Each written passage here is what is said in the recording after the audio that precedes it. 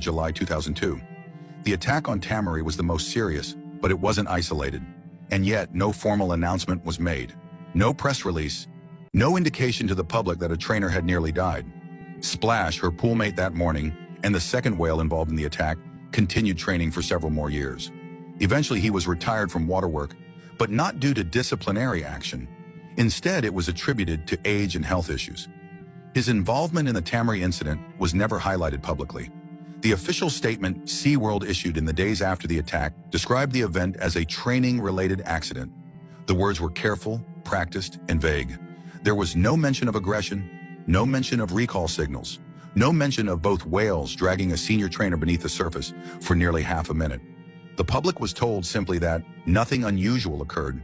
But inside the training rooms, behind the stadium walls, everything had changed. Whales that once inspired wonder now carried a shadow.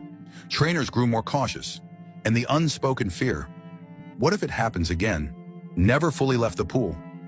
The orcas remained, the shows went on, but the illusion of safety, that was gone, and Tamarie's silence only deepened the mystery.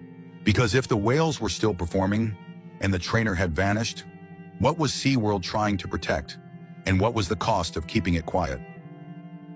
In the days following the attack at SeaWorld San Diego, a brief segment aired on local news.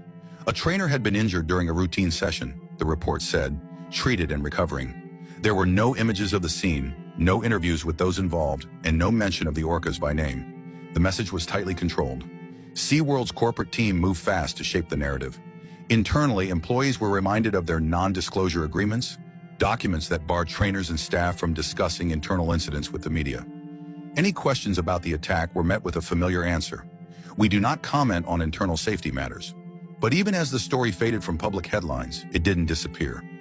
Years later, as criticism of marine mammal captivity began to build, Tamarie Tollison's attack resurfaced, quietly but powerfully.